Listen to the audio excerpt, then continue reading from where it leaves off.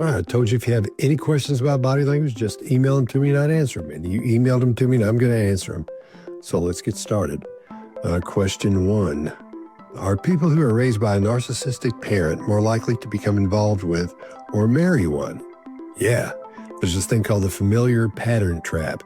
And because you or that person's been raised by a narcissist and seen it their whole life, they're used to that. They know what it is. They're familiar with it.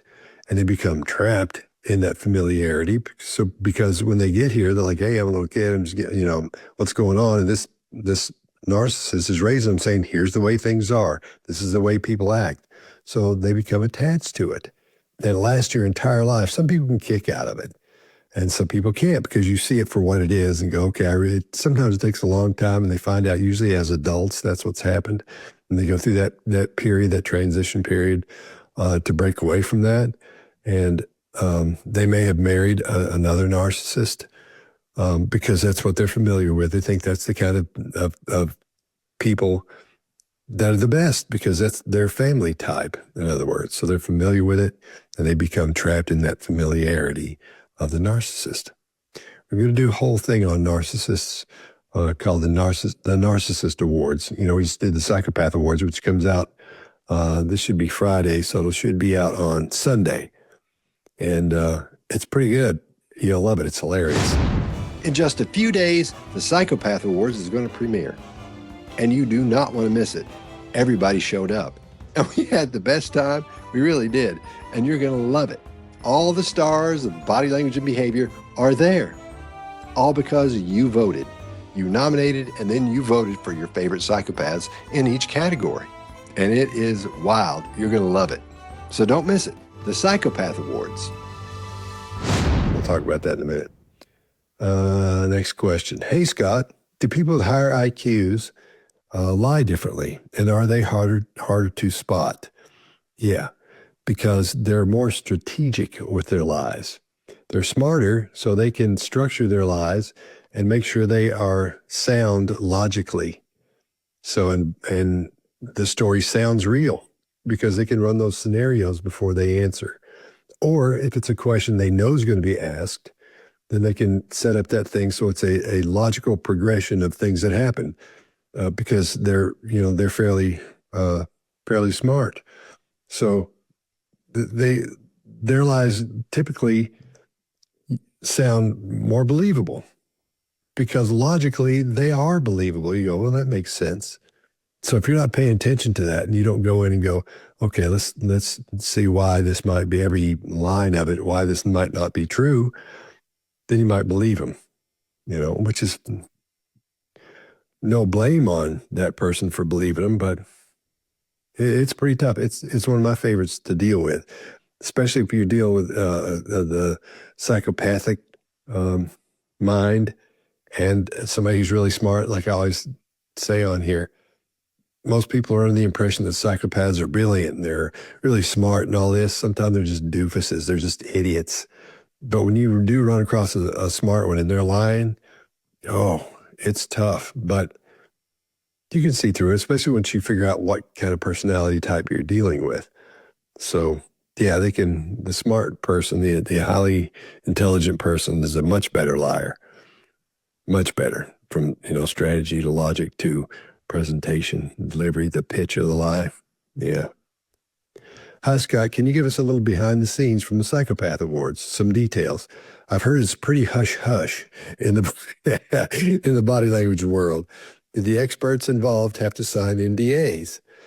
No, nobody signed NDAs, and it's for fun. And we did have a blast. It really was fun. There were pretty much everybody in it, you know who they are. If you're into true crime or body language or behavior, you know who they are, and you watch their channels and their videos.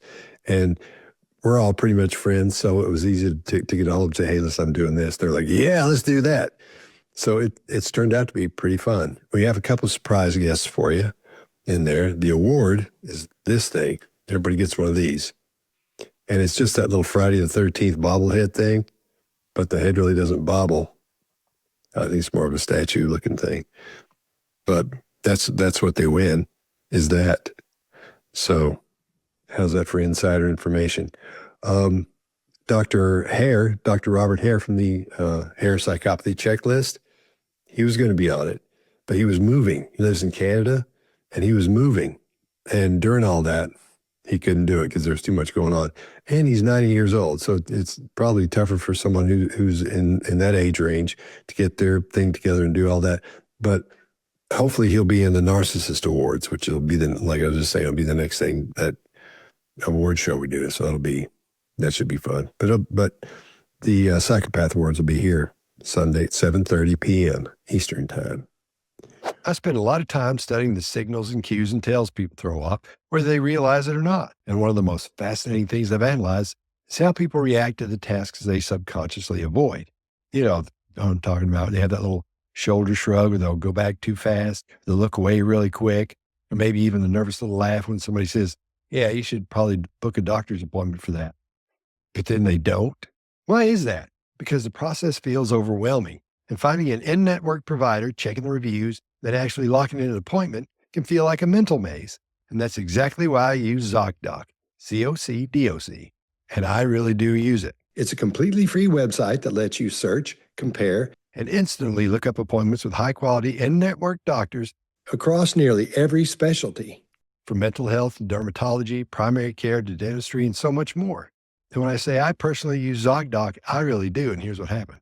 I was out of town and doing a training for a week, and I had thyroid cancer, and I had that taken care of. I've had my thyroid out and everything's fine. But when you get a little something on your neck, once you've had that, and it feels weird, and you want to know what's going on, you want to know what's going on right then. So what I do, I got out my ZocDoc app, found a doctor, and that next day, by lunchtime, I'd found out that everything was fine. Everything was okay. And I would have done anything to not spend that next 2 weeks waiting for a doctor to see me. I didn't have to because I had ZocDoc. And some of the appointments you make are even available that day. Honestly, it's a game changer. No more calling around, no more wondering if a doctor takes your insurance. You can filter by search, insurance location availability, specialty, and even patient ratings. So if you've been putting off that doctor's appointment, don't wait any longer. Head over to ZocDoc.com/Scott Rouse or click the link in the description below to find and instantly book a top-rated in-network doctor today. Trust me, your health will thank you. All right. Scott, looking back on your time as a musician producer, did you meet and or get to know someone you believe to have been truly psychotic or disturbingly mentally ill? And no names are necessary. I'm only curious. I have dyslexia. I have to say this every time. So sometimes when I read, it's a little weird. Let's see. Only curious. Yeah, every now and then you'll run into somebody that's just weird. You know, it's musicians. Just like, you know, some actors are weird and strange. Some doctors are weird and strange. Some, you know, cab drivers or Uber drivers are weird and strange. Everybody's got the weird and strange in their business. And in the music business, there's a lot of narcissism in there, and that thing where your personality changes and you start talking about yourself in the third person. I think I've told this story about Al Green on here, and when we were doing Al Green's one of his records, a great guy, man, one of the best singers in the world. And I think I've told the story on here. I can't remember because I tell it every now and then. And but we were on the elevator, and he said, "Scott, want to get a pack of cigarettes with Al?" I was like, yeah, Scott wants to get a pack of cigarettes with Al. So he'd talk about himself in the third person, but it wasn't because he was crazy or anything like that. I don't know what that was about. You know, but some people do. Some people really change when they go from being trying to be successful to being successful when you're in the music business or in the acting business, you know, something like that. And they change. You always hear that and say, oh, you've changed. And that person say, sometimes they do. A lot of times they don't. There are a couple of people that don't like me now that are really successful because I don't want to hang out with them. And they're mad at me because they think I don't like them. I don't like the person that I don't want to say are pretending to be, but the person, yeah, I guess it's the person they're pretending to be. Because there's a thing where musicians, when you go out on stage, you have to take on a personality. That's your stage personality. And when you're an actor, you take the personality on of that person. And when you're out in public, you have to act a certain way. because that's the way you act and expected to act as an actor or a musician. But some people never come off that. And I've run into two or three that when we all didn't have anything, when I'd be really successful, and so one of them didn't like me at all because I don't want to hang out with them. And they would call me and go, oh, listen, I'm going to be in town or we're going to be here. Come out and we'll do this. It'll be a blast. We'll have fun. They're like, yeah, I'm good, man. I'm not going to go.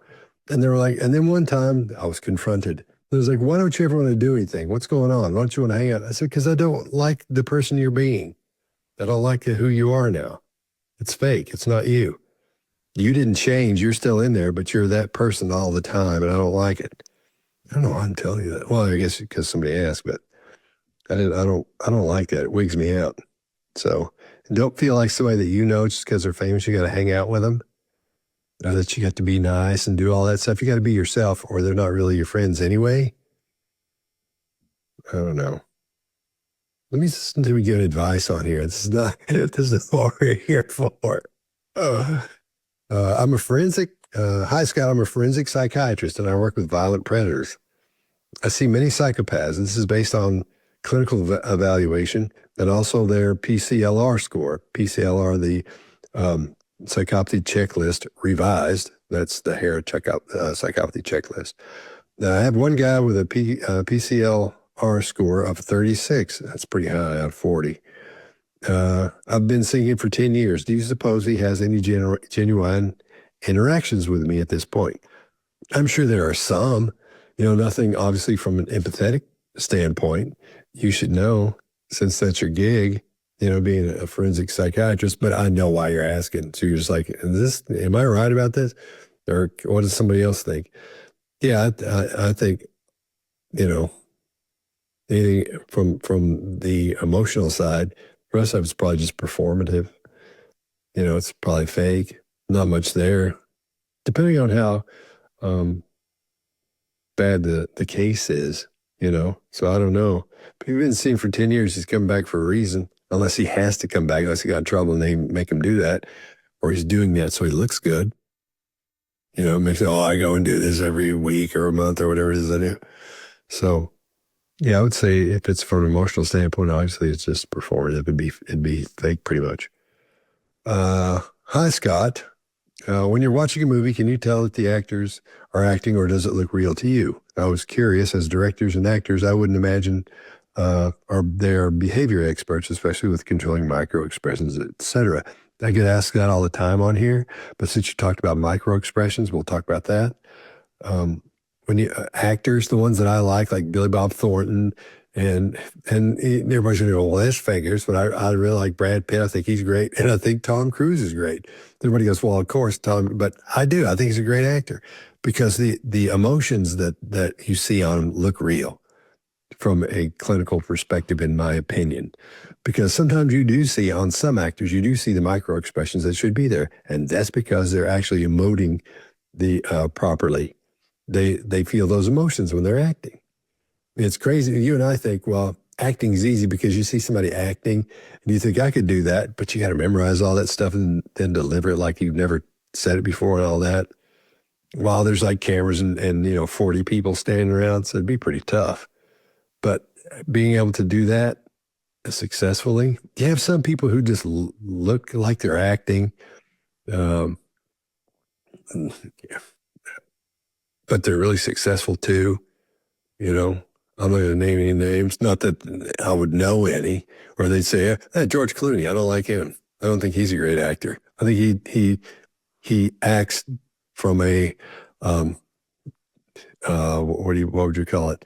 He just does it by rote. So I'm not seeing the things you're supposed to see there. To me, it looks like he's acting. Where on the other hand, you see one of his buddies, Tom Cruise or Brad Pitt, man, he does a really great job with all of his emotions, his reactions, all that. So that's the difference in the two. But you can tell. Everybody can tell when you're watching those. You're just used to seeing people act that way on TV and in a movie, so you expect them to be that way. watch a couple of documentaries and you'll see how boring they look compared to what's going on in movies, not just because of the situation they're in for action and stuff, but watch their body language in documentaries. Look at how different those are, those situations compared to people in movie situations. Obviously, nothing's going to be blowing up depending on what documentary you're watching, but no spies or anything like that, depending on the documentary. But in the movie, there's going to be a lot going on. But watch when they talk, how everything changes, a lot of the time. So, yeah, you can usually tell, or I can usually tell, but I do spot some things sometimes, and it's very few. Billy Bob Thornton, he's really good. Like from the Psychopath, part of it from Psychopathy, when he's acting like a psychopath. Then, and I've said it before, he really acts like one.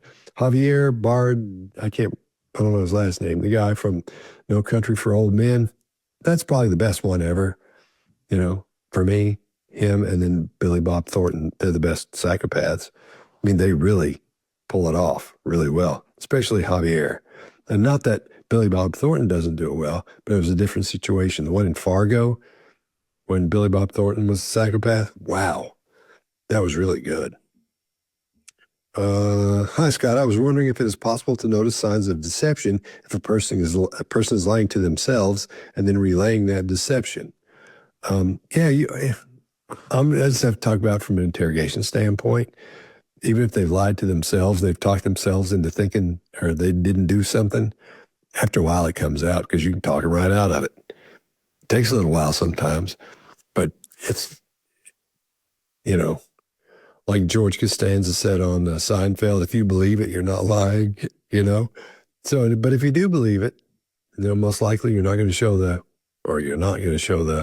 signs of deception because you don't think you're being deceptive. So that's sort of a lame answer, all that. But you can, after a while, if somebody has talked themselves into believing it. That's why sometimes in interrogations you see people just pressing and pressing and pressing, even though the person looks like they didn't do it. Because sometimes the person did do it and they've sort of blocked it off because it was so horrendous or whatever. And you make them realize that they've done that, especially if there's evidence that shows it.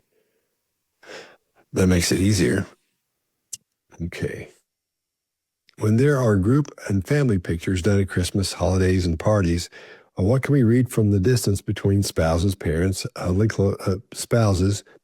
closer to one parent or the other, or uncomfortable looks from children being too close to strange uncles and aunts? Okay, we've talked about this on here before too. Pictures, you really can't, even though it looks like there's a lot going on in a photo, most of the time there's not, because you're getting that one little piece of time. And you're looking at that one little section. You're not looking at it in a flowing live or, recorded situation. So let's say that you're standing, getting your picture made, and it's with a bunch of people, your best friends in the world. And you know these people really well, and you've all always gotten along. And as you're getting ready to take the picture, the timing is perfect. So as the picture's taken, you get bitten by a mosquito right here. And you go, oh, and they take the picture. And they take the picture just as you go like that. Like you make a little face and your arm comes this way a little bit as that begins. So it looks like you don't like this person next to you. It looks like you're disgusted and had contempt for him because you got bitten by a mosquito. Lots of things like that. And I think I brought this example up one time. There were a couple of guys that escaped from prison, and one of them had shot a guard, and they finally caught him. This is in Tennessee. And they were putting him in the back of the car. And somebody got a picture of one of them and said, put him in the car. And he had the weirdest stuff going on his forehead. I'd never seen anything like this before in my life. I mean, because it was sort of the grief muscle, but it was like down in the middle and it was up on the side and it was really strange looking. So I sent it to Greg Hartley and I said, hey, man, what do you think about this? What do you think this is? He said, obviously that's between, changing expressions, which I hadn't thought about because I'm so focused on what was happening and then the picture of this guy. But they caught a picture of this guy's forehead, his expression as he's changing expressions. We've talked about that on the behavior panel, for example, when Amber Heard changes expressions, hers just goes bang, bang, bang, bang, just one to the other. Where they morph from one to the other in real life the way they're supposed to. That's why one of the reasons we knew that she was were under the impression anyway that she wasn't being honest. It's because, or I was anyway, because of the way her facial expressions changed. She went from happy to sad to contempt to this to that, and it did nothing morphed. It wasn't fluid. It just ding, ding, ding, ding, ding. Everything just kind of changed very quickly. So, and that's what was happening in that picture. So, family pictures and things like that, you really can't tell much. Sometimes you can look at it and you can tell the kid's been sitting that way for a while and they're actually looking at the person mean, in a mean way or whatever. That's different. There's some things that are obvious, but these little subtleties, you really can't tell. You need video, or you need to see them in real life to make any really good, valid decisions you can trust. Are there any differences in the behavior of male and female psychopaths? If so, what are they? Ooh, that is a huge answer. That's really big. That's a good question. In fact, I'll do a video on that one. I'll do a whole episode on the differences in male and female psychopaths. That's really good. Walter. I don't need to read people's names on here, but I'm going to read your name anyway. I will read your last name. So, but if you send any question, you want to read your whole name, let me know. I'll put it on here. Otherwise, I don't put them on here. So yeah, I'll do a whole video on that. That's great there, because there are a lot of differences. And once you see what they are, you go, oh my gosh, I get that. That makes sense. Yeah, that's what I'll do a whole episode on that one. That's a good one. Thanks, Walter. We're told psychopaths eyes only dilate when they see something like fear, for example. Does that mean they have tiny pupils most of the time? No. One of the only expressions, or the only things that a psychopath will see on a person that makes their eyes dilate is fear. There are, obviously light has something to do with it. Other than that, and their eyes react normally and the rest of the time they're not running around with tiny little, pupils that are all squinched up, So, I think I explained that in the video a while back. Or maybe it's where you heard it. So when I said that it was one of the expressions that make them dilate is fear when they see that, because they like seeing that. So, no, they don't run around with tiny little pupils. If you see that, that's not good, because there's all kinds of things that could be going on with that, from drugs to... Now, Parkinson's is a thing where they have tiny pupils a lot. The neurological, the degenerative neurological situations that happens. There's a couple other diseases that cause that. But psychopaths don't run around with just little, pointed out, pointy little pupils. Hypothetically, a couple is arguing, dear Scott, hypothetically, a couple is arguing and the husband bounces on the balls of his feet and begins to flail his arms. The wife feels that this is a sign of impending violence. Do you agree? I feel like this was written by either the husband or the wife, and they're arguing about it. They want somebody to say, see, I told you. You have to see something like that. I have to take a look at it. I can't just tell you by you tell me that's what's going on. But he could be getting worked up. He could be restraining himself. That may be the way he acts when he gets, all worked up. And he may not go any further than that. Depends on whether he's going to get violent with you. There are a lot of things that will happen around that, before that, and then leading up to that. Sometimes people just, pop and they'll be violent. But if this guy's standing up, bouncing on the balls of his feet, and he's flailing his arms and stuff, then no. I'm whacked on flu dope because I had the flu for coming up on 2 weeks and it's now getting over it. And when I'm trying to say flailing, it doesn't work because I'm whacked on flu dope. Okay. How do you determine a sociopath from a psychopath from their behavior? Because a sociopath is more reckless and still has a good amount of guilt and shame. I've actually answered that, and anybody watching this, that's going to, they won't want to sit through that again, but I've done tons of videos with that in there.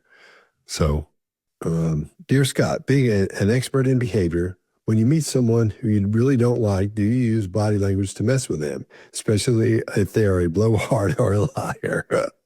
I don't use it to mess with them at all. If I meet somebody I don't like, I usually end it right there and don't, unless they're weird. I don't like them and they're odd or something. I like to watch them from the humor aspect of it. But if I don't like them, I'm not going to even deal with them.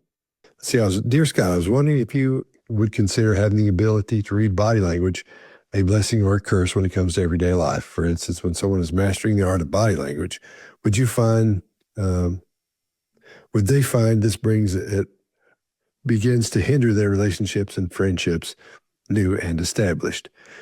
No, unless you have to look at it like this. Once you start learning about body language and behavior, it doesn't put this sheen on everything and it all changes.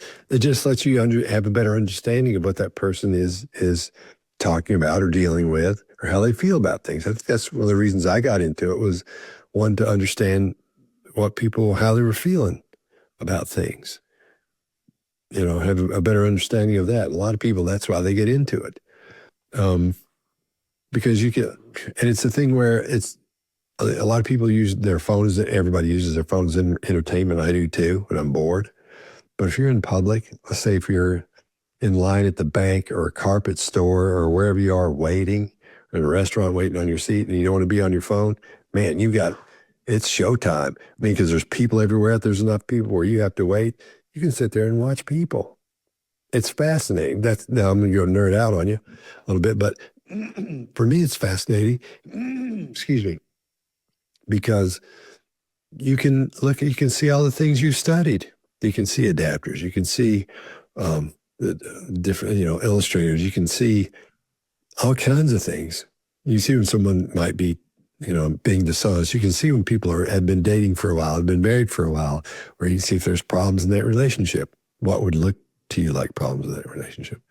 You can see when those people have just met on an app and they're going out for the first time, how that looks, and make decisions about what you're seeing. And if there's somebody with you who understands that as well, you can talk about it. It's fascinating.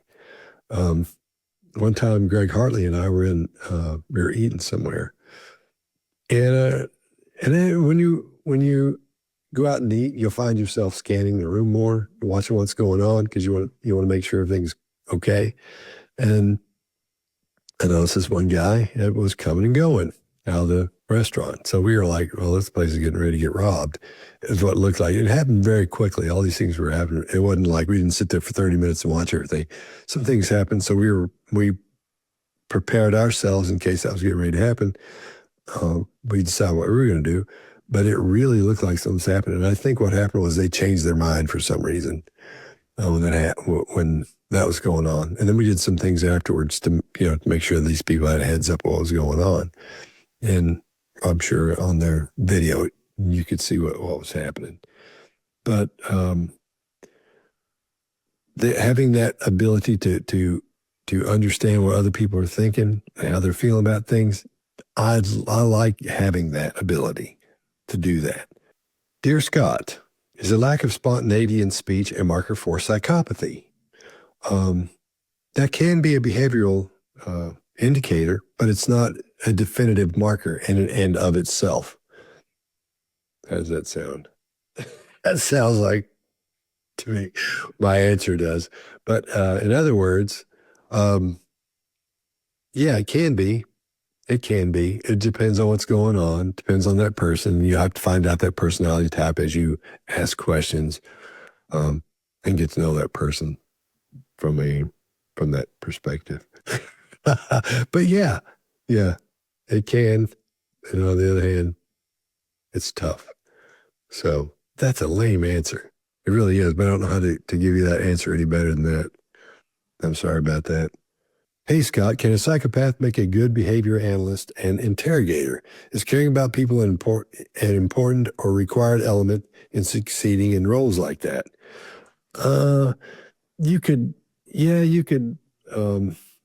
You'd make an okay interrogator, depending on, I think it'd be more of a military interrogator than somebody who deals with civilians, because you would have a tough time understanding where the civilian was coming from. You take that one approach, which would be fairly aggressive all the time. You may try to dial it back and be nice and do that because you've seen other people do it and try to use those tactics, but you wouldn't be able to organically get in there and work through things because you're missing that emotional element.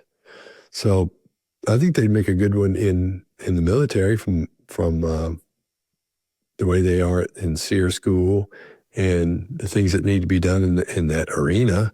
They would be good, but not in a civilian situation, not in a law enforcement situation. I know they wouldn't be. That's a for sure no.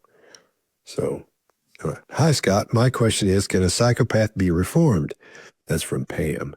No, they can't. We've talked about that on here before. It's because their brain isn't set up properly. You can't fix the amygdala in there. You got two of them. If those are missing or damaged, you can't fix those. If the brain isn't connecting the way it should connect in that situation, that can't be corrected. It's not just the amygdala that is the root of psychopathy. There are a lot of things that happen in the brain where it doesn't connect properly.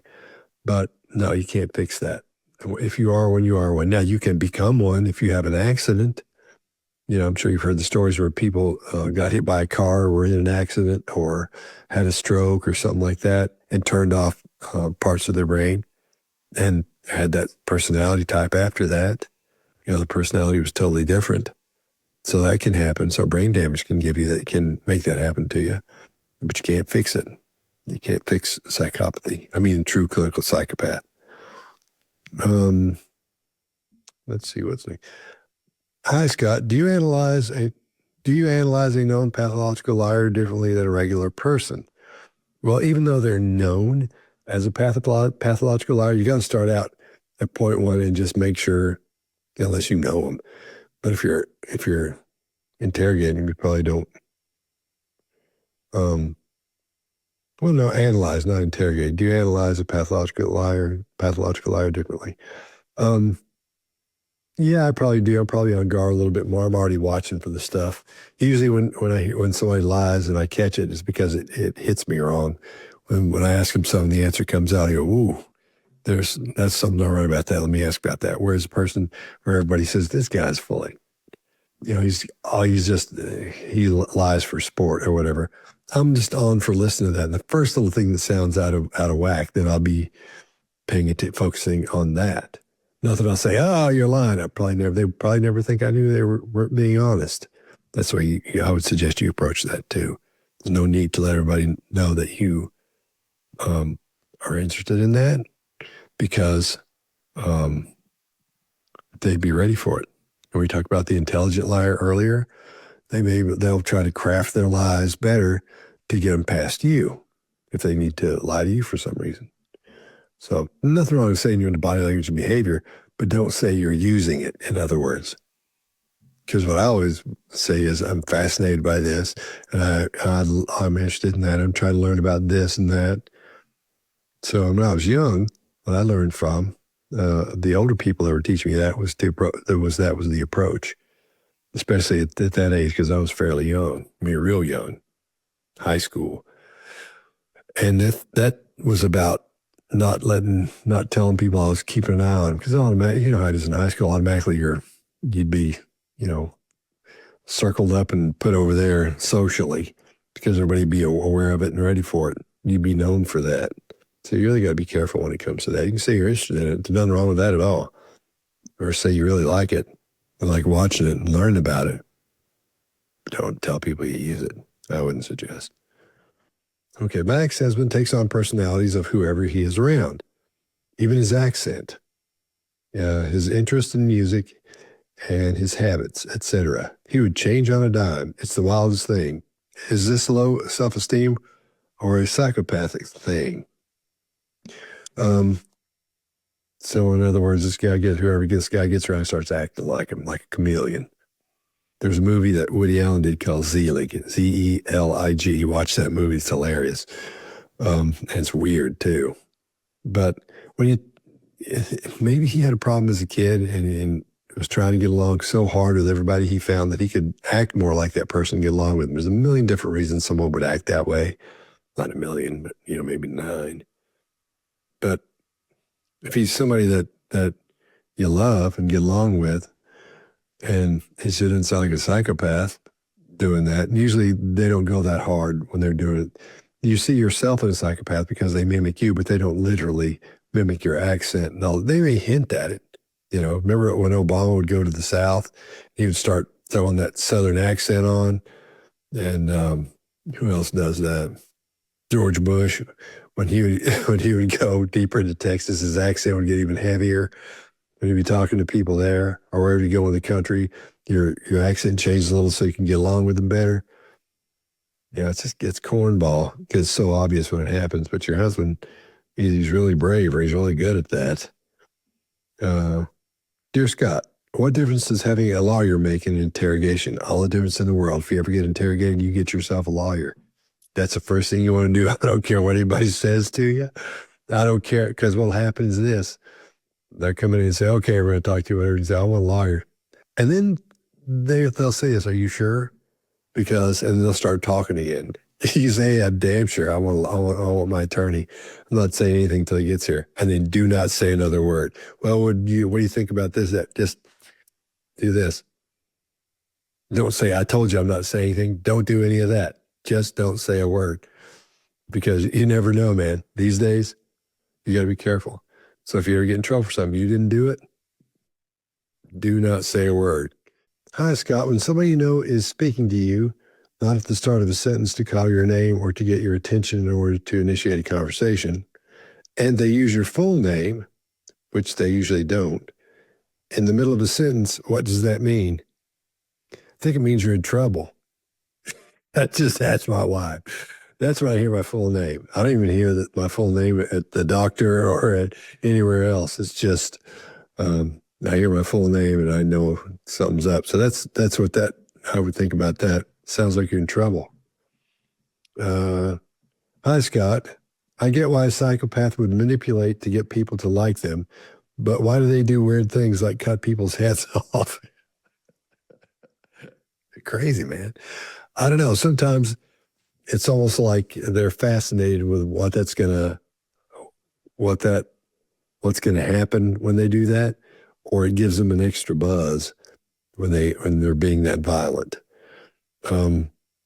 Because that's the only time they really feel anything, a psychopath, is when they're doing something that's gives you a big shot of adrenaline. And doing that, I'm sure, would give you a big shot of adrenaline. And that's why they do that weird stuff like that.